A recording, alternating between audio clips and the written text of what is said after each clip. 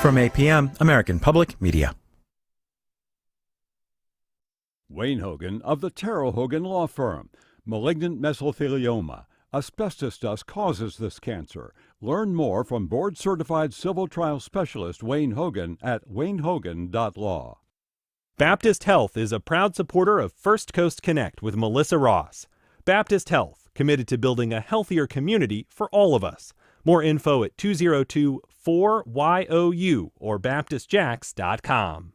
North Florida TPO, proud sponsor of WJCT's First Coast Connect, bringing to the community innovation in transportation planning, commuter services, clean fuels, and intelligent transportation systems. More at northfloridatpo.com. This is WJCT News 89.9 Jacksonville. Transition from becoming a listener to a listener supporter. Call 353-9528 or go to WJCT.org and pledge. Thanks. It's going to a May runoff in the city's mayor's race. A local lawmaker pushes a bill to crack down on drag shows. And Florida looks to see another major expansion of school vouchers. Some of the stories making headlines this week. Good Friday morning. We're live with you from Studio 2. I'm Melissa Ross, and this is First Coast Connect. Thanks for listening. Just ahead, all of the week's top stories with our Friday Roundtable. Then later, a conversation with Mark Weiss, the man behind some of the most iconic photos of rock stars, his new exhibit at the beaches. That's later. But first, it's Friday, and here to round up all the week's news, we welcome Will Brown of our own Jags Today. Oh, we'll be back in a moment. It's 9:01. This is WJCT News 89.9 in Jacksonville. The House Judiciary Committee approved a bill yesterday that would lower the minimum age to buy rifles and other long guns from 21 to 18 in Florida. The measure would reverse part of a 2018 law that set the minimum age at 21 after 19-year-old Nicholas Cruz used a semi-automatic rifle to kill 17 students and faculty at Marjorie Stoneman Douglas High School. Supporters of the bill, including State Representative Bernie Jacques, have argued that the prohibition on people under 21 buying long guns violates the constitutional rights of young adults. Restore the rights of our law-abiding citizens here in our state because it's the right thing to do. It's consistent with our Constitution, and it's what will help enhance public safety here in the free state of Florida. But Representative Dan Daly, who graduated from Marjorie Stoneman Douglas High School, opposes the legislation. My fear is that if we pass this bill, you're going to see more Parklands. You're going to see more school shootings, and you're going to see that more people will die. House Speaker Paul Renner, a Republican, has supported the bill, while Senate President and fellow Republican Kathleen Pasadomo has said she opposes lowering the minimum age to 18. The Duval County Clerk of Courts is hosting Passport Days on Saturday and next Wednesday night to help those who need to apply for a new passport outside of regular business hours. People can apply for new passports and renew them for children and adults whose passports expired at least 5 years ago, and no appointment is necessary. Now, tomorrow is a Passport Days event, 9 to 2 Saturday at the Clerks Beaches branch on Atlantic Boulevard. The temperatures in the low 60s around Jacksonville right now, upper 80s this afternoon. Sunny and clear tonight. This is WJCT News 89.9 in Jacksonville. Opinions expressed on the Friday Media Roundtable are those of our panelists and do not necessarily reflect the views of WJCT News.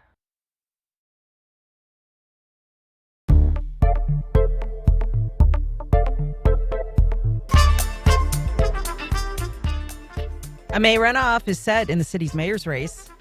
A local lawmaker is pushing a bill to crack down on drag shows. And Florida looks to a major expansion of school vouchers. Some of the stories making headlines this week. Good Friday morning. We're live with you from Studio 2. I'm Melissa Ross, and this is First Coast Connect. Thanks for listening. Just ahead, all of the week's top stories with our Friday Roundtable. You can join us at 549-2937. Then later, a conversation with Mark Weiss, the man behind some of the most iconic rock star photos in the modern era. We'll tell you about his new exhibit in this region. But first, it's Friday, and here to round up all the week's news, we welcome Will Brown of our own Jacksonville Today. Hey, Will. Good morning. Joe McLean from our partner News for Jax. Good morning. Thank you. Jax Today contributor Nikisha Williams. Good morning. And A.G. Gankarski of Jax Today. Good morning, Melissa. Good to have you all. You can listen live on the radio or watch the video stream of our fabulous panel of pundits. They're up on TV right now on Facebook and YouTube.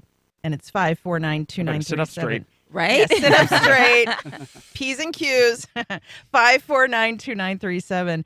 Let's begin with our top story. Republican Daniel Davis and Democrat Donna Deegan are headed to a runoff election to determine who will be this city's next mayor.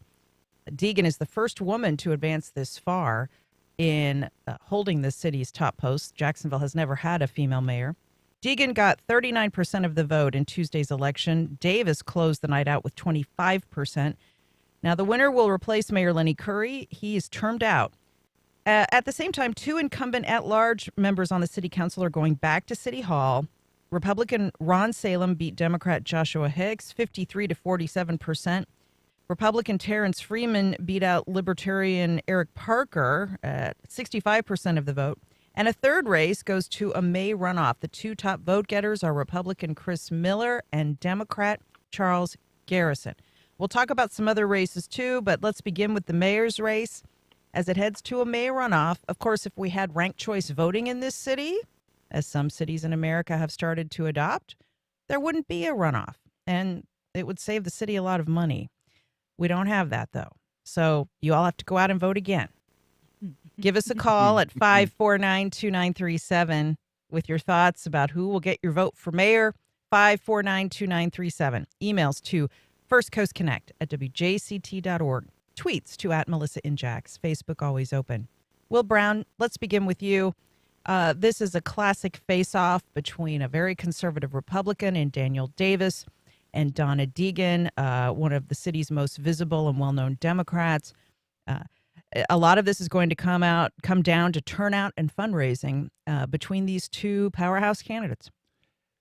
The thing that I just cannot get out of my mind is how few people showed up. Mm-hmm. You know, when I see DD, whether it's Donna Deegan or Daniel Davis, I used to think of Double Dare, the show back in the day.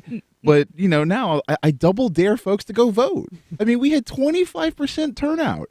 So, I mean, whether it was Deegan, whether it was Davis, I mean, combined, you know, 38 plus 25 is about 63. So 63% of the 25% turnout. So that's about 18 to 20% of the voting populace decided the two finalists for mayor. That's not good enough. No, it's really abysmal. 549-2937. Maybe we can at least get some participation in civics on the phone lines.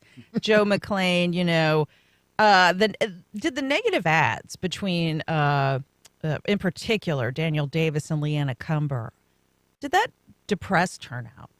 I, not being a real big political expert myself, I can only speculate. But who I did talk to was Jerry Holland, who is the outgoing property appraiser, and he's going to be, again, the supervisor of elections leading up to 2024. And he was the supervisor of elections for like 10 years. I spoke to him at Leanna Cumber's election night watch party, and he said in his experience that sort of thing does depress turnout, because what it does is it while it doesn't build up your candidacy, it's meant to tear away votes from the other person. So the really, you know, very visceral slug match that was happening between particularly, not exclusively, but particularly Leanna Cumber and Daniel Davis's campaign. I mean, we saw those TV ads that just got really, really accusatory, and you know, there was a lawsuit that came out of a couple of them. So, I mean, according to Jerry Holland, according to people that I talked to really at Cumber's party, maybe it didn't depress turnout for them, but what it did do was sour the Cumber supporters from supporting, many of them from supporting Daniel Davis now. In fact, when I was talking to folks about where their support is going to go at Cumber's party, some of them said they didn't know. Some of them said they're not really going to support anybody, and they're not going to check a name for mayor. And some of them said I'm going to support Donna Deegan. I'm going to cross party lines and support Donna Deegan because what they were saying was they're prioritizing change in the mayor's office than party loyalty, which is interesting. That's the message we can expect to hear from the Deegan campaign, that the city needs change, that we need to turn the page on what many perceive to be a corrupt little cabal of insiders that have run this town for a long time and have shut the average Joe out of the process. Davis is going to talk about conservative values in this campaign. In fact, he already has. He's aligned himself with national culture war issues in his victory speech. He'll talk about his endorsements from JSO and things like that, Nikisha. But, it's just incredible how much money has already been spent. Leanna Cumber spent millions of dollars and got a pretty poor result. Her colleague on the city council, Al Ferraro, basically didn't have $2 bills to rub together, and he wildly overperformed. Davis spent millions and was only able to garner about 25% of the vote. He's going to have to re-raise all that money. Of course, for Donna Deegan, a lot of observers of this race think for her to even have a chance, she's going to have to get a big cash infusion from the National Democratic Party. What are your thoughts? I don't know if Donna's necessarily going to need a huge war chest in this race. And the reason I say that is because she is a well-known figure in this community. Everybody knows that name. And then I did like some of the personal touches she had in the community. Like, she had people going door to door. They knocked on my door, handed me a flyer. I was like, oh, this is different. And so it's that grassroots kind of campaigning that she did that had a personal touch and I think ingratiated her more to voters. But my biggest concern, I think, in terms of the May runoff, when you talk about national campaigns and Davis aligning himself with culture war issues, and I believe Jack Webb said this one time when we were on the panel together, is that it's not going to be Donna Deegan versus Daniel Davis. It's going to be Donna Deegan versus Ron DeSantis, because as we know, the governor is in Jacksonville a lot. He was here yesterday. Exactly. He was here yesterday. And not only is he here a lot, he's been very strategic in making sure that Duval returns red, as it didn't do in the 2020 presidential election, but it did in the election for governor for midterms. So he's going to be here. He's going to throw his support behind Daniel Davis, and that is going to be another culture war fight, and one that Donna is going to have to prepare for and figure out how to maneuver and strategize and continue to be the adult in the room, to borrow from Michelle Obama, because when they go low, what is she going to respond with? Is it going to be high, or is it going to be down in the dirt like Leanna Cumber tried to do, which was ineffective? A.G. Gankarski, I think that's a fair prediction that we might see the governor weigh in with an endorsement in this race. Your thoughts? Yeah, I mean, I absolutely expect DeSantis to endorse. If Donald Trump does not endorse Daniel Davis first, I think given the DeSantis-Trump war, the endorsements would be mutually exclusive. One thing I'm watching, I had a conversation with Audrey Gibson yesterday, who was eliminated from the mayoral race, of course. And Audrey Gibson was not happy with Donna Deegan. She refused to endorse her. She questioned Donna Deegan's ability to drive turnout in black precincts. If you look at precinct data from this election, that bears it out, because the lowest performing precincts were Democratic-dominated precincts. That's one of the reasons that Deegan was below 40%. And Gibson said she was disgusted with the tone of the campaign, disgusted with the implication that she was running to, sort of block Deegan from winning outright in March, which wouldn't have happened anyway. If you took all of Gibson's vote, gave it to Deegan, she still would have been below 50%.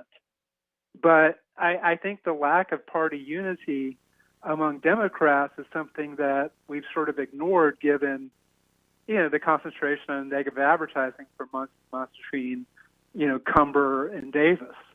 I think Donna Deegan's got more serious problems than the panel's acknowledged so far. And it's not just money, and it's not just Ron DeSantis. It's about making that play and getting turnout up in these communities that didn't turn out last time. I don't know how to get Audrey Gibson back on board. Wednesday, I said, reach out to, I suggested to Deegan reach out to Gibson, Ferrero, Cumber, sort of do a team of rivals thing. I don't think Gibson's on board for that at this point. And that raises serious questions to me. So yeah, Ron DeSantis is going to engage if Donald Trump does not. But the real thing to watch here is, can Donna Deegan actually drive turnout in the African American dominated, Democratic dominated precincts that were laggards in turnout Tuesday? I think those are all good points. At the same time, I have to tell you that we did reach out to the Deegan campaign after your piece ran with Audrey Gibson's comments. The Deegan campaign told WJCT News that many of her remarks were complete fabrications. They said that she lied in your piece and that you never contacted the Deegan campaign to confirm the accuracy of some of Gibson's remarks about Donna Deegan. So that's important to note. Let's go to some. Go ahead. Okay. Go ahead. Yeah, but at the same time, it does speak to the fact that if you're saying that, not you personally, but the Deegan campaign is saying that Gibson's lived experience is a lie.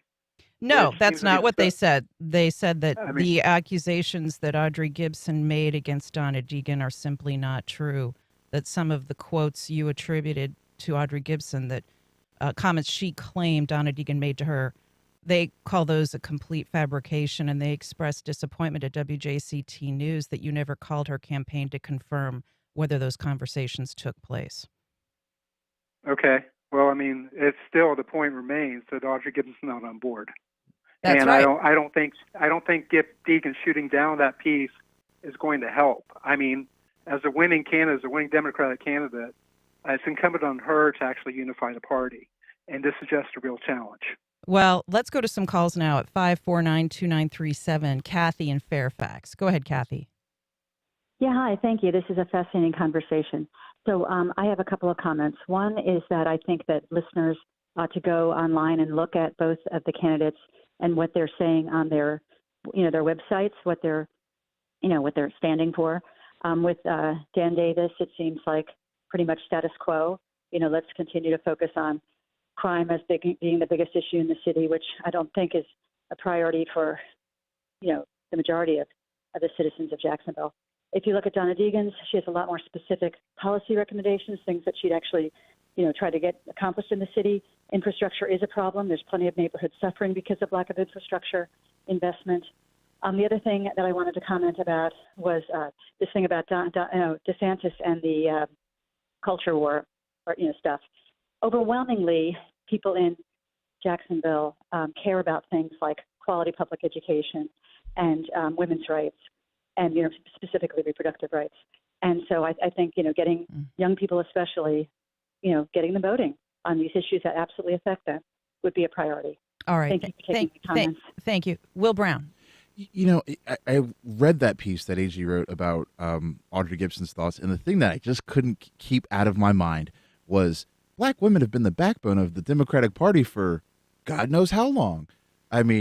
It's like a backbone. If the Democratic Party could not stand up without Black women, and I'm not the smartest cookie in the shed, but someone who has been in elected office for 2 decades and has a history of bringing home the dollars to Duval, something Republicans and Democrats will acknowledge, definitely had the right to run for mayor. Mm-hmm. Did she win? Clearly not. But yeah. But clearly she was upset with some of the commentary about her campaign. I think that's fair to say. Right. Yeah. But, was she going to win? Who knows? That was a tough hill to climb.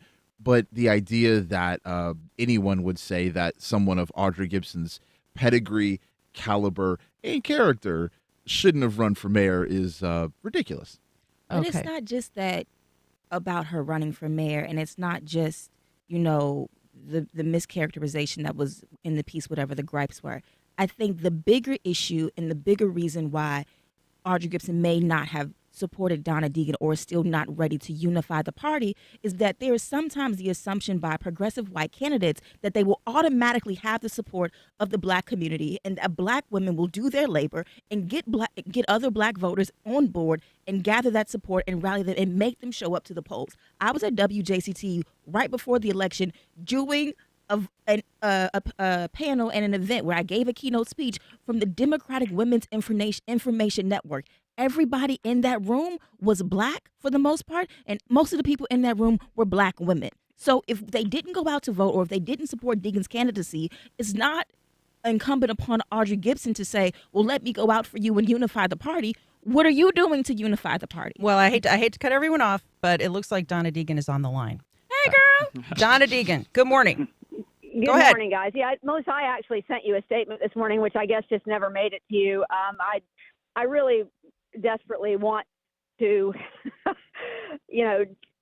just say that I'm disconcerted that this is being painted in a way that it is. But I just want to say this, for whatever it's worth to anybody who's listening. I got into this race, into this arena in total, largely because of black women. The fact that they reached out and prayed for me and encircled me when I was going through my own sickness, and the fact that I have for 20 years with the foundation watched them in a disproportionate way die because of lack of access. So if you look at the pillars of my campaign, they are very strongly hewed toward the broken promises of consolidation. If you look at what I've done in this campaign, as Nikisha said earlier, I have spent a lot of time in the black community, and I'm not just showing up there. I've been there for my whole life because of what I've done for a living and through the foundation. So I am really sorry that Senator Gibson feels the way she does. But we heard these same rumors that everybody else heard. I told my team to shut them down. I told my team not to share them. They didn't. I have absolutely no control over what a handful of people say on social media. And look, I know how much it hurts to lose an election. I've done that. You put your heart and soul into it. I get it. At the end of the day, I'm so sorry that she had the perception that it was my folks. But Lord knows, I wish I had the ability to shut down what people say on social media. That would be wonderful. But I don't have that ability. People are going to say what they're going to say. I'm going to keep on running a positive campaign and do what I can to unify the city, because I believe that, we got to solve these problems together. And I hope at some point she and I can have a conversation. I did leave her a message on election night thanking her for her service. I do thank her for her service. And I'm very hopeful that we can move on, at least to have a conversation about the issues in this campaign. But certainly, Nikisha, never had any expectation for anybody to carry my water. I'm out here doing the work, and I'll continue to do that in every way that I possibly can. But no disrespect at all meant to Senator Gibson. Okay, thank you for that. And let me ask you, while we have you on the line, in May, this is going to come down to a turnout battle between you and your opponent. Turnout often falls off in a runoff. What is your plan to drive turnout in this race? And by the way, as I say every time, we've invited Daniel Davis to appear on this program to discuss his campaign as well. Well, actually, it's not true that turnout drops off in the generals. I mean, that's generally not true. It's happened a couple of times, but normally turnout is better. That's what our numbers have shown. But we certainly have to do our part in that. Yeah, we need to do a better job of turning out the precincts that we need to turn out. But that was, we've looked at some of the numbers. I don't believe that in all the areas that AG was talking about, we saw poor turnout. In the areas where we spent the most time, we actually saw some pretty good turnout. So I know we got to do a better job. We've got to turn out more people. We've got to get more people connected. I think if there was anything I was most disconcerted about election night, is I sure did not expect that turnout would be only 25%. I don't understand people not engaging in the civic process that will determine their basically their lives in their own city. But I have to do my part in getting that out, and so we will. That's all right. That's and number one is to get the turnout up. Let me ask you about another issue that came up in the primary and may come up again. Leanna Cumber took some shots at Daniel Davis, saying he was involved in the failed effort to privatize JEA. The other week on this show, City Council member Randy DeFore went on the record and said Davis was used as a pass-through in his role as CEO of the Jacksonville City Council to fund consultant meetings and other privatization efforts that would otherwise be subject to Florida sunshine laws. Last night, City Councilman Matt Carlucci sent out an email saying that JEA is at risk of being privatized again due to a bill moving in Tallahassee This bill is championed by Jacksonville Republican State Rep Wyman Duggan, who has lobbied for the company that tried to buy JEA and privatize it. And so I want to ask you, do you plan to make this a major campaign issue against your opponent, since the voters of Jacksonville have made it very clear they are opposed to selling off JEA?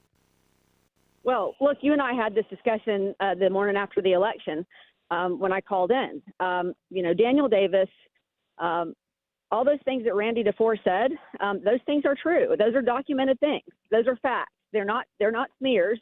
That he did do that. And I think that it would be ridiculous for anyone to argue that at one point at least he played a role in trying to privatize the JEA. And if we've watched over and over again as local rule has evaporated from our city, with really very little, if any, pushback from the mayor's office and from this council.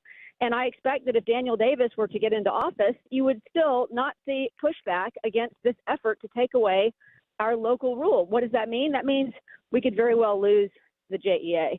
So I think that it's going to be an issue that he's going to have to answer to. Certainly I'll make it an issue. I have never said in this campaign that I would not talk about the important issues that separate us and that things where I think he has fallen short. What I said was, I'm not going to make stuff up and lie about people. That's really all I've said. If I'm not going to run a negative campaign, but I certainly will talk issues. All right, Donna Deegan, thanks for calling in. You bet. And again, we have an open invitation to Daniel Davis and hope to have him on before May 16th, which is the election day. Part duh. Joe McClain. Well, speaking as to what will drive turnout, speaking as to how this runoff is going to go, as opposed to the primary, I'm just using that word. I was sort of doing the routine job of what local news reporters do on election night in the early afternoon, where we go to polling places and we talk to voters as they're exiting and having just voted, asking them what issues were really driving them to the polls. So I was up on the north side. I was at a precinct that across from Biscayne Elementary School. Like 9 out of 10 people who are walking in there were black citizens of Jacksonville. And as I was asking them when they were coming out, what were the issues mainly, causing you to come out and vote? What were you thinking about when you were marking your ballot? And they were mainly, most people didn't really have any specific policy issues. Some people mentioned, crime, we want to get the crime down. Other people meant there's this development. Other people said there's this development happening in my neighborhood that I don't really like. I want to see if, there can be some policy to get it moved or. Most people, though, were really talking about the vibe of the city, the mood, the tone of the city and its leadership, and not really specifically saying anything that they want their specific candidate to do, more who that person represents and the message that they're kind of selling. So I think how these two candidates ultimately define themselves in these finishing weeks, define what the tone of their leadership is going to be, what their real philosophy is going to be. Selling that and communicating that, I think, is going to be the most potent thing to get people saying, okay, I want to actually go and mark a ballot for this person. And I think from here on out, it's going to be more important to build your own support rather than attempting to tear the other person's down. But again, that's just a amateur political analyst over here. Yeah, so. I mean, look, we've seen it over and over again. Negative campaigning does work. Deegan is saying she's going to run a positive campaign. We'll see how it goes. But I want to, first of all, send condolences to Leanna Cumber, who we mentioned a minute ago. Her mother passed away this week, so a tough week for Cumber, losing in the primary for mayor and then losing her mother. So our condolences to her. At the same time, the special city council committee looking into her involvement in the failed attempt to sell JEA is referring its findings to the Ethics Commission. Cumber has called the whole thing a weaponization of City Hall meant to harm her and help Daniel Davis. I just wanted to make mention of that briefly since we were talking about JEA. Anybody who was exposed, involved with, or connected to JEA in any way is not going to get away from the investigations, federal, state, local, or otherwise. So, Daniel Davis slung mud at Leanna Cumber to get her involved, and she slung it right back. And I'm sure his time will come. So, that just goes to show that JEA and the quest to privatize it was so toxic that nobody involved is going to be left untouched. And so whoever's not involved yet, get ready. And it was the thing about JEA is every single time its CEO, Jay Stowe, speaks in public, the first thing he says is JEA is not for sale. Yeah. AG, I don't want to leave AG out. Nobody asked for it. He's on Zoom. AG Genkarski, go ahead. Yeah, regarding the JEA attacks, yeah, I agree they're going to play in this race, and this is territory Deegan can exploit for sure. And I don't expect Cumber to play a role in politics in the next few weeks.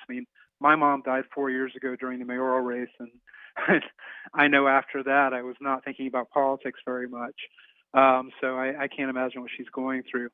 But this is also something that, it's going to seem like a remote issue to people. The effort to privatize JEA, last effort at least, was a few years ago.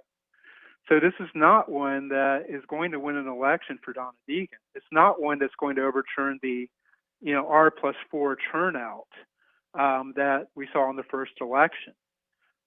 These are the real considerations that have to be in place. Like, yeah, the JEA issue matters, but it's part of nutritious breakfast. It's not the whole thing.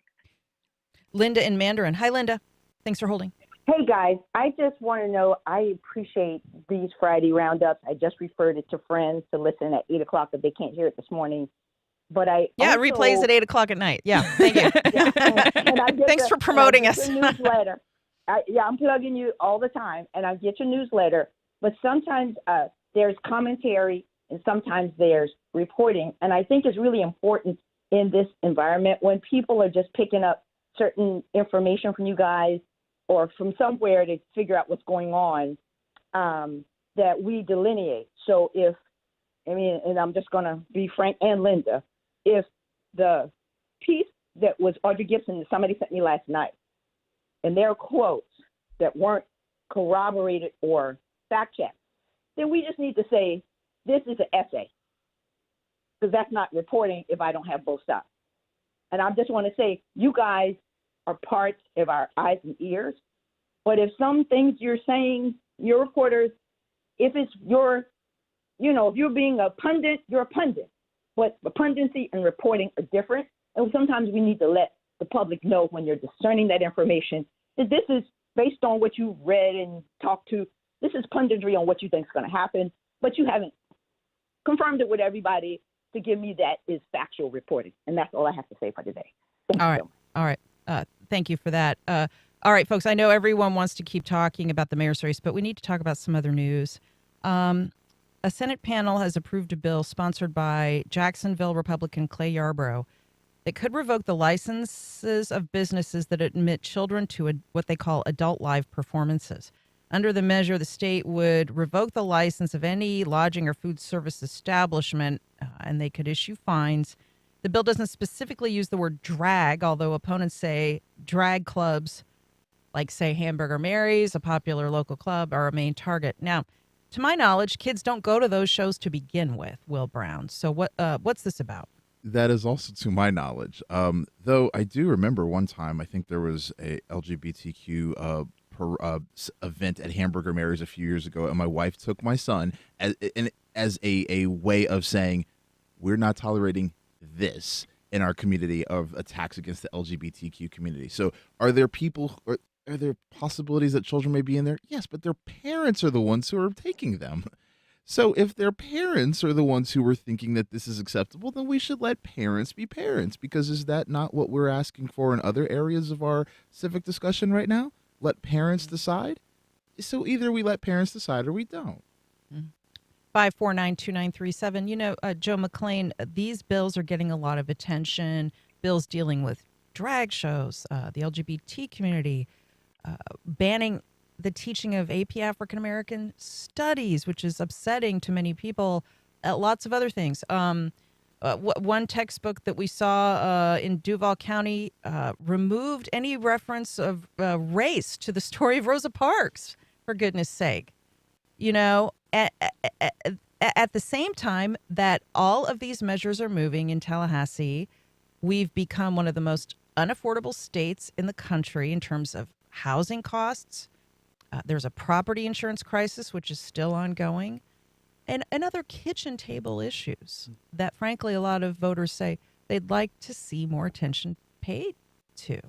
I do a lot of education stories for WJXT, News for Jacks, and in that I am talking to parents a lot. I'm talking to families in local schools and hearing from them, and particularly about a lot of these policies that, like, for instance, the library book review, the mass review requirement, this crackdown on drag performances. None of these, from what I've heard from people, are solving any existing problem. I haven't heard from anybody that their kid was mentally screwed up from going to a drag performance or reading a book that they got in school that now the kid is emotionally distressed, and so what I've heard from these folks that I've talked to is that these aren't solving any problems. They appear to be addressing people's visceral fears, but I haven't seen any measurable way that these types of policies help at all solve any existing problems. And that's, I'm honestly been trying to ask folks, what is the harm? There's no requirement that people attend any drag performance. If that were the case, that'd be something that I'd probably support repealing. I don't want to be forced to go to anything that I don't want to go to. But this isn't that. This is, legislating against a performance art or library books for a problem. Where was this problem? Was there an epidemic of kids checking out dirty books from school and now because I just haven't seen it in all my reporting. Yeah, but by the way, the governor is also expanding the Parental Rights in Education Act, what critics call the Don't Say Gay law, where any discussion of gender identity issues is not allowed in K through third grade. That is now being extended to all grades. Nikisha Williams. You know what? This is going to be good. This drag show bill, to me, it's like if the Democrats had control and say, we want to ban kids from going to NASCAR or from to country music shows because there's going to be, they might see the Confederate flag, right? There would be outrage about that. Anybody who's going to a drag show or wants to see that kind of entertainment is going on purpose. And if they're taking their children, they either want to expose them to the culture or they are trying to show their support if their children identifies as LGBTQ+. If you're going to expand the Don't Say Gay bill to high school, it's not going to work. They already know what it is. My son is 8. He's heard so much about gay people and this, that, and the third that instead of asking me about it, he Googled it on YouTube and spelled it wrong because he's 8 and looked up what does gay mean. And when I looked at the iPad to find out, to just see what he was doing, I said, son, did you look this up? He said, yes. I said, why didn't you ask me? I was afraid. This type of censorship does not give parents more rights or more choice. It does not give children the tools that they need to be a whole human in this society. Gay people, I'm sorry, folks, have always existed. Mm-hmm. They've always been here. Those who have identified as two spirits, as indigenous people say, have always existed. Non-binary. Non-binary folks have always existed. They've always been here, and they've never been a detriment to your way of life. You just think that they are because someone's telling you that and has used the bully pulpit to force that down your throats and think that, by harming and disenfranchising these communities that you don't like, it gives you more power. It doesn't. It absolutely doesn't. And as another parent of an 8-year-old, this idea of, children shouldn't be exposed to some of these things. My son has very, very long hair. I mean, it's his follicle role models are Colin Kaepernick and Lenny Kravitz.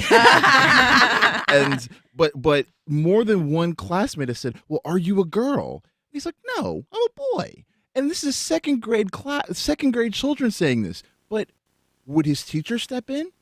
Can she step in? Yeah. And so the idea, like, kids know a lot more than we give them credit for. And so, in my opinion, to give the credit to the caller earlier, in my opinion, we should be fostering ways for kids to learn more, not learn less. Thank you. A.G. Gankarski, this drag measure is of a piece with a lot of other measures, some of which are being sponsored by members of the Jacksonville delegation in Tallahassee. Specifically Yarborough. Right. I mean, Clay Yarborough actually had a bill that expanded parental rights in education legislation to 9th grade. His bill also would ban use of pronouns other than the biological pronouns you're assigned at birth. It would make sex ed discussions heterosexualified, basically, revolving around, women and men, their biological purposes. But this is of a piece with Clay Yarborough historically. I want to make sure I'm doing reporting here, not punditry, as caller said. But, when Yarborough's on the city council, he's one of the most conservative members of the council. He had that highly publicized blow up over the Mocha portrait of a pregnant woman nursing, or whatever it was. I believe he tried to have it labeled pornography. Exactly. Yeah. So, he went to the House, and, 6 years in the House, he kind of kept his social conservatism on the back burner. He didn't file a lot of legislation like this, a lot of technical bills, very boring legislation. Fast forward now to the Senate, and he definitely is taking up a lot of this social conservative movement. And what's interesting is he was not DeSantis' first choice for that Senate seat. DeSantis, he would have preferred perhaps Cord Byrd or Jason Fisher. He was not happy at the time that Senate leadership put their thumb down and said, "We want Yarborough." That's really what cleared that Senate race, got Jason Fisher and the property appraiser, got Cord Byrd, ultimately the Secretary of State. Clay Yarborough is definitely carrying a lot of this legislation. I expect more of it. And this is part of DeSantis' larger plan to have something to run on in 2024. He's trying to establish himself as the most conservative governor. That includes his play to the social conservatives that, by and large, have been faithful to Donald Trump in a way that nobody would have expected, given that Donald Trump is basically a New York liberal who became a Republican a bit over a decade ago. So it's an interesting play for Yarborough. There's not a lot of resistance for this or anything that's happening in Tallahassee. This is one where, as DeSantis puts it, he's putting wins on the board, and he calls himself a winner in these interviews. And this is the kind of thing he's referring to. Now, speaking of the Florida Senate, I want to quickly mention they have given final approval to bills that would significantly expand school vouchers and also protect business and insurance companies from lawsuits. Now, the voucher bill would make all Florida students eligible for vouchers and set up education savings accounts. Republicans say this is simply about expanding school choice. Opponents, including Democrat Tracy Davis of Jacksonville, say this will only chip away at funding for traditional public schools. Joe McClain. It makes it available to all students in Florida. And the real key part that a lot of people have objection is ... regardless of household income.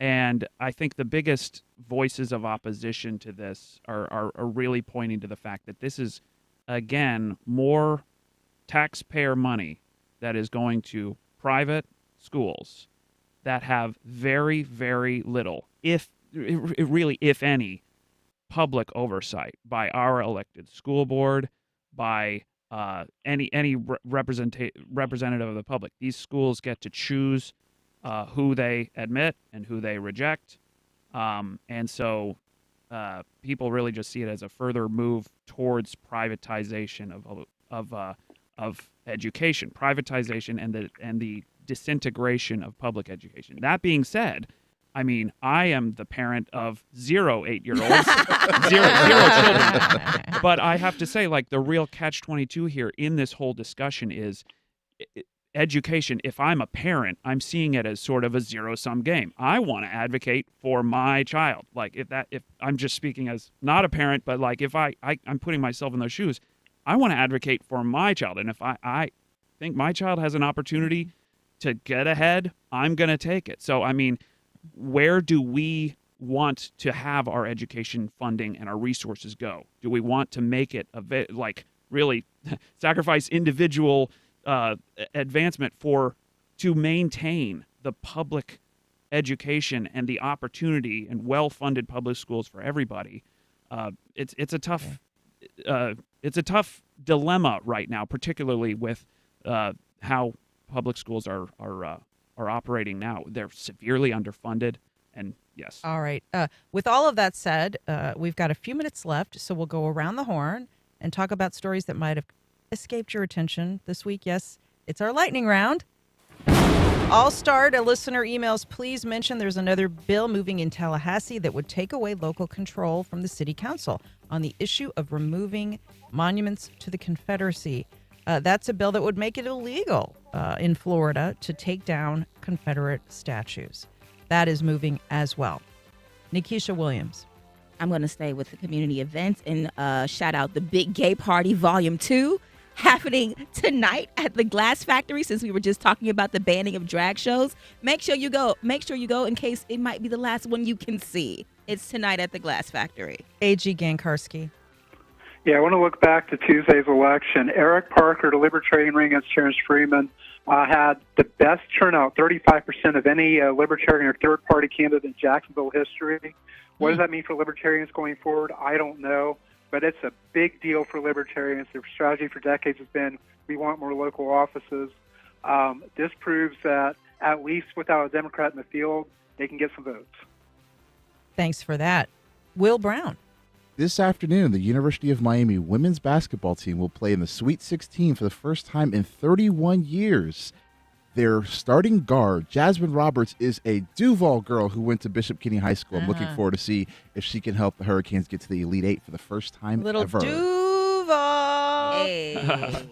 Joe McClain. Did I do it wrong? Yeah, no, you're right. Joe McClain. Ending on a more not exactly an optimistic note, but this is something that's happening as we speak. A judge in St. Johns County is they're going through the final sentencing hearing for Aiden Fucci, the teen who murdered Tristan Bailey in St. Johns County. Remember that sentencing is expected to be handed down today. Okay. That's all great stuff. Also, lots more about the elections at jaxtoday.org and WJCTnews.org.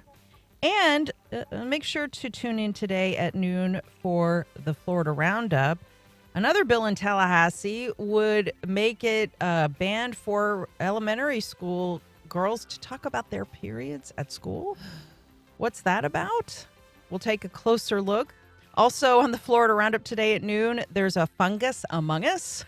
There's a fungus killing lots of Floridians, as if there aren't enough other things in the state trying to kill us. We will explain what's going on with that medical situation. And then Saturday at 4, join Dr. Joe Servin of Mayo Clinic for our show, What's Health Got to Do with It? Staff members share their favorite healthcare books for spring and more on What's Health Got to Do with It. That's Saturday at 4 o'clock. And I want to thank all four of you for being here. As always, thank you, Nikisha Williams, Will Brown, Joe McClain, and A.G. Gankarski, and have a great weekend. Thanks, Melissa. Thank you. Thank you all. Thank you. All right, a quick break, but when we come back, he's one of the most iconic rock and roll photographers around. We'll speak with Mark Weiss about some of his most famous photos of your favorite rock stars. We'll tell you all about his art and where. The final season of the HBO series Succession begins Sunday. On the next Fresh Air, we listen back to our interviews with Brian Cox, who plays Logan Roy, the patriarch in a family-owned business empire, Kieran Culkin, who plays Roman, the immature, jokey son, and Matthew McFadden, who plays the put-upon son-in-law Tom Wamsgans. Join us today at 1 on WJCT News 89.9. Wild weather leaves thousands without power in California. Outside a courtroom in Manhattan, reporters waited out, and after a bumpy ride for Banks, the Fed chair finds himself again walking a tightrope. We have to bring inflation down to 2%, and to get back to where we were for a quarter century. We get to the biggest stories of the week on the Friday News Roundup, next time on 1A. Today, starting at 10 on WJCT News 89.9.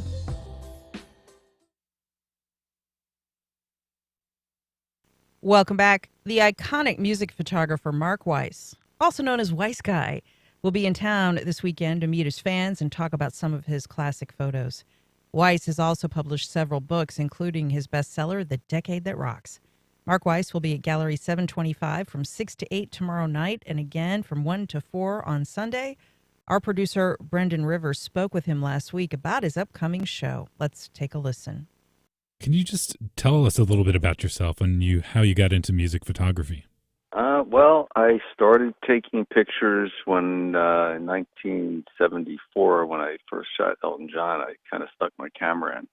And then a couple years later, I started selling them in front of the concerts and out of my high school locker for $1 a piece. Then I got arrested at a Kiss concert in 1977 and went to jail overnight. And I didn't want to do that anymore, so I went to Circus Magazine, which was a big rock magazine at the time, and I met the art director and the publisher of the magazine, and they kind of took a liking to me, and 6 months later, they published my first picture, which is a centerfold of Steven Tyler of Aerosmith, and then shortly after that, I became like a main contributor doing features and covers. Mm-hmm. And what bands and musicians have you photographed that our listeners might be familiar with? Bon Jovi. I did the Slippery When Wet album cover. I did the Stay Hungry Twisted Sister cover with him, Dee Snider, holding the bone. I did a lot of Guns N' Roses, Van Halen, and Aerosmith, and pretty much any band you could think of in the 80s. And then also in the 70s, when I first started, I shot Peter Frampton. I did a photo shoot with him at his home for his publicity photographs in 1979. As one of my first photo shoots with a rock star. I was still a teenager.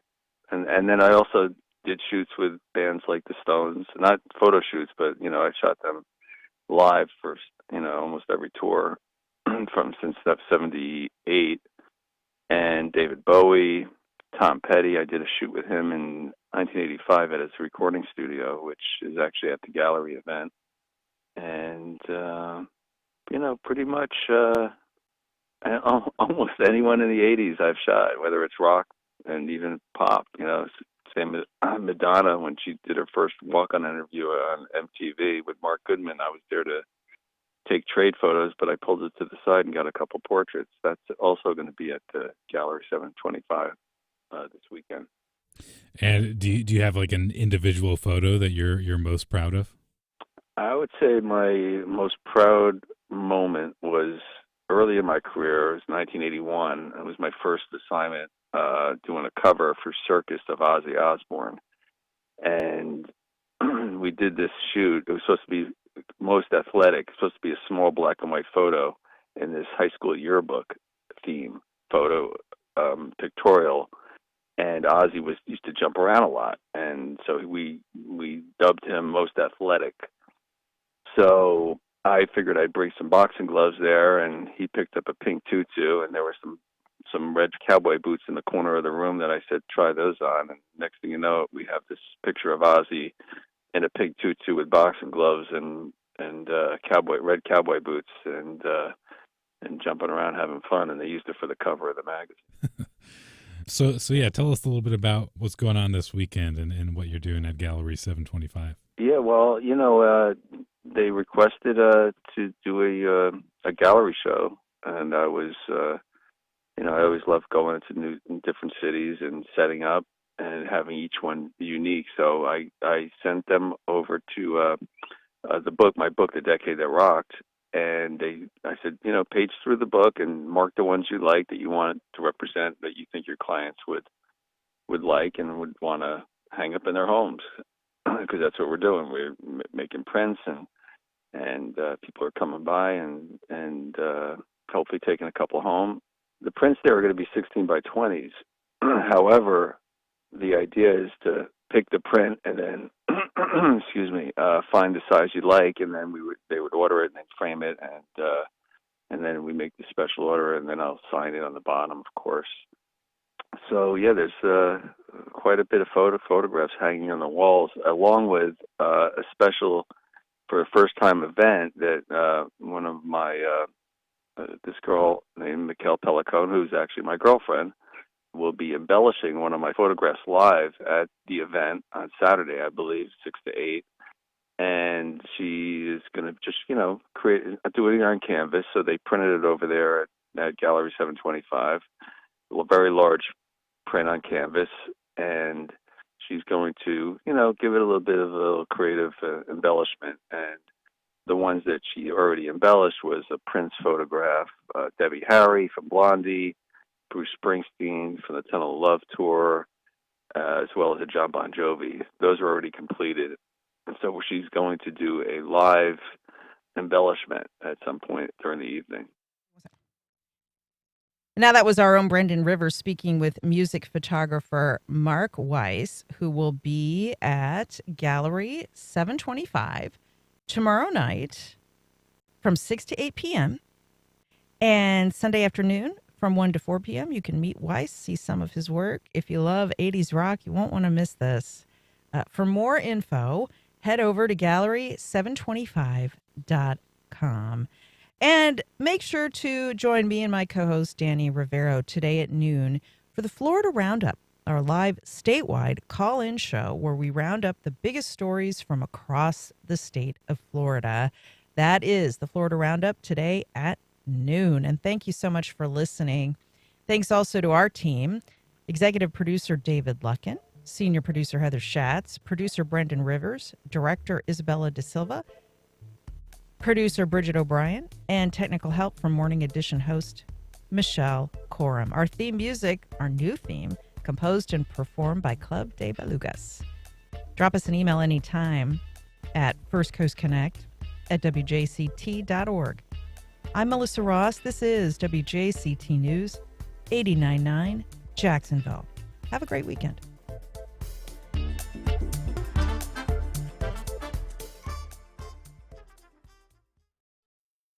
Support for First Coast Connect is provided by Baptist Health and the North Florida TPO.